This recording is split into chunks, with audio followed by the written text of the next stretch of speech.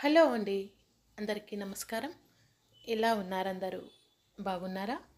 ఈరోజు వీడియో వచ్చేసి శనివారంతో కూడి వచ్చినటువంటి ముక్కోటి ఏకాదశి రోజు విష్ణుమూర్తి యొక్క అనుగ్రహం మనకు కలగాలంటే ఏమి చేసుకోవాలి, ఎలాంటి పరిహారాలు చేసుకోవాలి, ఎలా చేసుకుంటే స్వామి యొక్క అనుగ్రహం కలుగుతుంది, మనకున్నటువంటి అప్పులన్నీ తొలగిపోయి అలాగే స్వామి యొక్క కరుణా కటాక్షాలు కలుగుతాయి. వీటన్నిటిని గురించి ఈ వీడియోలో చాలా క్లియర్గా తెలియజేస్తాను.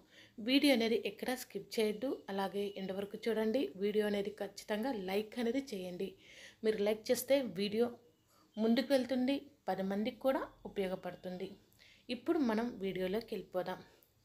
ముక్కోటి ఏకాదశి దేవతలందరూ కూడా ఈ యొక్క విష్ణుమూర్తి దర్శనం కోసం ఎదురు చూస్తూ ఉంటారు. ఎందుకంటే ఎంతమంది దేవతలు ఉంటారో అందరూ కూడా స్వామి యొక్క అనుగ్రహం కోసం ఎదురు చూస్తూ ఉంటారు. ఎందుకు చూస్తారు? మన యొక్క కష్టాలు, మన యొక్క బాధలు అన్నీ కూడా తొలగిపోవాలి. విష్ణుమూర్తి ఒక్కసారి కరుణిస్తే చాలు, మనకి ఎంతటి కష్టం ఉన్నా కూడా తొలగిపోతుంది. కాబట్టి శనివారంతో వచ్చింది ఈసారి చాలా చాలా ముఖ్యమైనది. అలాగే ప్రతి ఒక్కరూ చేసుకునే ఈ యొక్క ముక్కోటి ఏకాదశి రోజు మీకు మీ ఇంట్లో ఎలాంటి సమస్యలున్నా తొలగిపోవాలంటే ఈ తమలపాకు మీద ఈ చిన్న పరిహారం అనేది చేసుకోండి. ఇందుకోసం ఆ రోజు మీరు ఎలాగో తలస్నానం చేస్తారు, తెల్లవారుజామునే ఇంట్లో దీపారాధన చేస్తారు, గుడికి వెళ్తారు, ఆ యొక్క స్వామివారిని దర్శనం చేసుకొని వస్తారు. అలాగే మీకు కుదిరితే తెల్లవారుజామునే ఈ పరిహారం అనేది చేసుకోండి. అలాగే ఈ పరిహారం అనేది ఏ మతము, ఏ కులము అని ఆలోచించకుండా అన్ని మతాల వాళ్ళు చేసుకోవాల్సిన పరిహారం అన్నమాట. ఎలాగో తలస్నానం చేసి ఉంటారు కాబట్టి దేవుడి దగ్గర దీపారాధన చేసి ఉంటాం. అప్పుడు ఏం చేయాలంటే ఒక తమలపాకు తీసుకోండి. తమలపాకు తీసుకొని అందులో పచ్చ కర్పూరం, ఆ తర్వాత తులసి దళాలు, ఆ తర్వాత వచ్చేసి వడ్డీ కాసుల వాడికి ఆ యొక్క 1 రూపీ కాయిన్, ఆ తర్వాత యాలకులు, ఇవన్నీ స్వామివారికి చాలా చాలా ప్రీతికరమైనటువంటి వస్తువులు అన్నమాట. వెంకటేశ్వర స్వామికి కానీ అలాగే విష్ణుమూర్తికి కానీ ఈ యొక్క వస్తువులు అనేది చాలా ప్రీతికరం. కాబట్టి తమలపాకు తీసుకొని దాని మీద ముందుగా ఏం చేయాలంటే గంధంతో గోవిందనామాలు వేయండి. గోవిందనామాలు వేసి ఆ తర్వాత దానికి 9 కానీ 7 కానీ లేదంటే చిన్న గోవిందనామాలు అయితే 5 బొట్లు కానీ పెట్టండి.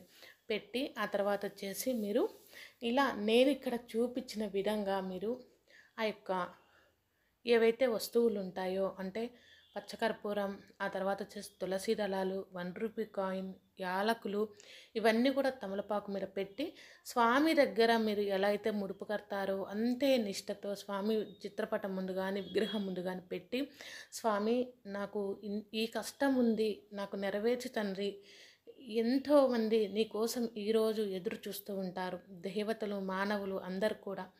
అలా ఎదురు చూసే వాళ్ళందరిలో నేను ఒకదాన్ని. కాబట్టి నాకు ఈ కష్టం ఉంది తండ్రి అని చెప్పి మీరు మనసులో ఆ యొక్క స్వామికి చెప్పుకొని నా కష్టాన్ని నెరవేర్చు, నా కష్టాన్ని నెరవేర్చి నేను ఖచ్చితంగా నేను ఇంత వడ్డీ వేసి నీకు ఇంత ముడుపు వేస్తాను అని చెప్పి మీరు ఆ యొక్క స్వామివారిని అనేది వేడుకోవాలన్నమాట. చాలా చాలా మంచి పరిహారం ఇది. ప్రతి ఒక్కరూ చేసుకోవచ్చు, అన్ని కులాల వాళ్ళు చేసుకోవచ్చు. అంటే వేరే మతాల వాళ్ళు ఇలా మేము చేయలేము, మాకు వెంకటేశ్వర స్వామి పటం మేము పెట్టి పూజించలేము అనుకుంటే నార్మల్గానైనా తమలపాకు తీసుకొని ఈ విధంగా గంధం అందరికీ ఉంటుంది కదా, ఆ గంధం తీసుకొని బొట్లు పెట్టి ఆ యొక్క మీరు ఏ దేవుని పూజిస్తారో అంటే ఇంట్లో దేవుడి దగ్గర ఎవరైనా సరే, ఏ దేవుడైనా సరే, ఆ యొక్క దేవుడి దగ్గర ఈ యొక్క తమలపాకు పెట్టి మనసులో మీ కోరిక అనేది చెప్పుకోండి. ఎవరికి చెప్పినా ఒకటే ఆ రోజు ముక్కోటి ఏకాదశి రోజు. కాబట్టి ప్రతి ఒక్కరు కూడా ఈ పరిహారం అనేది చేసుకోవచ్చు. ఇలా చేసుకున్నట్టయితే ఖచ్చితంగా మీకు ఎలాంటి సమస్యలు ఉన్నా అన్నీ తొలగిపోతాయి. చూడండి, ఇక్కడ నేను తమలపాకు మీద గోవిందనామాలు వేసుకొని ఆ తర్వాత కుంకుమ బొట్లు అనేది పెట్టుకున్నాను. చాలా నిదానంగా చెప్తూ ఉన్నాను, ఎందుకంటే అందరికీ అర్థం అవ్వాలి. అలాగే అందరూ తెలుసుకొని ఇలాంటి పరిహారాలు పాటించినట్టయితే మీకున్న సమస్యలన్నీ కూడా తొలగిపోతాయి. ఇందుకోసమే మీరు చాలా క్లియర్గా చూడండి అని చెప్తాను. ఆ తర్వాత మీరు ఇలా చేసుకున్న తర్వాత తమలపాకు మీద ముందుగా వడ్డీ కాసుల వాడికి 1 రూపీ కాయిన్ కానీ 2 రూపీస్ కాయిన్ కానీ పెట్టుకోవాలి. ఆ తర్వాత వచ్చేసి పచ్చ కర్పూరం, ఒకవేళ మనకు ఆ సమయానికి పచ్చ కర్పూరం అవైలబుల్లో లేదు అనుకుంటే వంట కర్పూరం కూడా లేదు మాకు టయానికంటే నార్మల్గా ఎలాగో పూజలు చేసే వాళ్ళందరి ఇళ్ళలో కర్పూరం అనేది ఉంటుంది. ఆ కర్పూరం, ఆ తర్వాత 2 తులసి దళాలు, ఆ తర్వాత యాలకులు, వీటన్నిటిని తమలపాకు మీద పెట్టి మీరు ఫోల్డ్ చేసామంటే ఫోల్డ్ చేయండి, లేదంటే అలాగే చిత్రపటం ముందు తీసుకెళ్ళి పెట్టండి. ఆ తర్వాత మరుసటి రోజు మీరు పూజ అయిపోతుంది, ఏకాదశి ఉపవాసం ఉంటారు, జాగారం ఉంటారు, ఆ తర్వాత స్వయంపాక దానాలు ఇస్తుంటారు. ఇవన్నీ అయిపోయిన తర్వాత మరుసటి రోజు మళ్ళీ యథావిధిగా దీపారాధన చేస్తాం కదా, అప్పుడు ఈ యొక్క తమలపాకును ఇవన్నీ మీరు ఏం చేస్తారంటే యథావిధిగా అన్నీ క్లీన్ చేస్తాం కదా, ముందు పెట్టిన పువ్వులు కానీ ఒత్తులు కానీ తీసేసిన తర్వాత మళ్ళీ దీపారాధన చేస్తాం. అప్పుడు ఏం చేస్తారంటే ఈ తమలపాకును అలాగే పెట్టండి దేవుడి మందిరంలో. అందులో ఉన్నటువంటి కాయిన్స్, 1 రూపీ కాయిన్స్ కానీ యాలకులు ఇవన్నీ ఏం చేస్తారంటే ఫోల్డ్ చేయండి. అంటే ఒక కవర్ ఉంటుంది కదా, ప్యాకింగ్ కవర్, జిప్లా కవర్లు కానీ ఇలాంటివి ఉంటాయి కదా, అలాంటి వాటిల్లో ఏం చేస్తారంటే జిప్లా కవర్లో వేసి మీ యొక్క గల్లా బాక్స్, అంటే డబ్బులు ఎక్కడైతే పెట్టుకుంటారో ఆఫీసులు కానీ ఇంట్లో కానీ వ్యాపార సంస్థలు కానీ స్కూళ్ళు కానీ ఎక్కడైనా పెట్టుకుంటారో అక్కడ ఏం చేస్తారంటే ఈ యొక్క కవర్, ప్యాకింగ్ చేసినట్టు కవర్ తీసుకెళ్ళి అక్కడ పెట్టండి. చాలా మంచి పరిహారం అనమాట, చాలా బాగా పనిచేస్తుంది, ప్రతి ఒక్కరు కూడా చేసుకోవచ్చు. ఆ వెంకటేశ్వర స్వామి యొక్క అనుగ్రహం అనేది ఖచ్చితంగా మనకు కలుగుతుంది.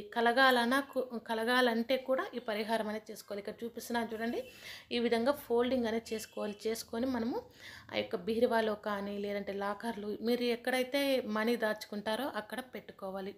ఇదండి చాలా సింపుల్ పరిహారం. మీ అందరికీ నచ్చిందని అనుకుంటాను. నచ్చినట్టయితే ఒక చిన్న లైక్ చేయండి, అలాగే షేర్ చేయండి. యూజ్ అవుతుంది అనుకుంటే ఫ్రెండ్స్కు, రిలేటివ్స్ కూడా షేర్ చేయగలరు. ఎందుకంటే ఇలా షేర్ చేస్తేనే వీడియో ముందుకు వెళ్తుంది, అలాగే 10 మందికి కూడా యూజ్ అవుతుంది. శనివారంతో కూడి వచ్చినటువంటి ఈ ముక్కోటి ఏకాదశి మీ అందరికి కూడా మంచి కలగాలి, మీరందరూ అనుకున్న పనులలో నెరవేరాలని మనస్ఫూర్తిగా ఇక్కడ నేను కోరుకుంటున్నాను. వీడియో అందరికీ నచ్చిందని అనుకుంటాను. ఖచ్చితంగా లైక్, షేర్, సబ్స్క్రైబ్. ధన్యవాదాలు.